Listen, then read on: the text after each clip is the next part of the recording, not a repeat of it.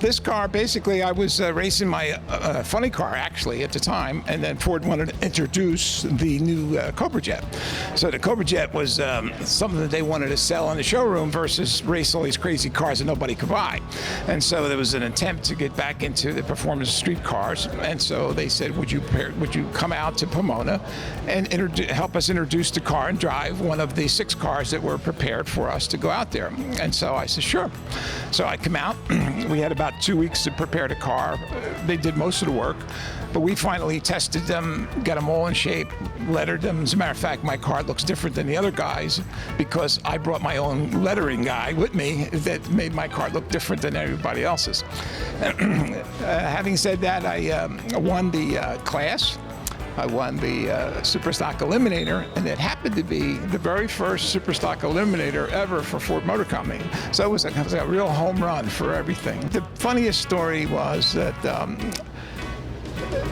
we had an advantage due to the record. The record, Superstock runs off the record. So the record was, I think, 1170 at the time, and we could go way below the record because the car had so much additional performance that we had a cushion, for lack of better words, okay? And so here it is, me and Hubert Platt, which was basically the 2 Ford guys, racing each other for Superstock E class, the individual class. And I'm saying, hey, what do you want to do? We could break the record and kill everything we're trying to work towards. If we race each other, we'll just go crazy, you know. And so nobody knew what to do. So the last minute, Chuck Folger, who was the coordinator at the time, he says, look, first guy he puts his face in the car. We're running up to the line. He says, first guy in the 3rd gear wins the race. He says, pull up, don't do no more. So just to make sure, I'm going to put Al Turner, who was one of the Ford coordinators for Mercury, down at the 3/4 mark, and you pay attention to him on the corner, on the side. I says, okay. So I go up to the race, and Hubert Platt is like 1.5, 2 cars ahead of me right out of the start. And I'm saying, oh my God. So I started trying to catch him. I'm going crazy, and I'm starting to pull up on him, because we only got the 3rd gear. And I'm ready and I forget all about the 3rd gear. I want to beat him. So I'm going flat out, and I look over, and there's Al Turner jumping off the fence, waving, throwing his hands up in the air. And I'm saying, oh, red light. So he red lighted. That's why he was ahead of me.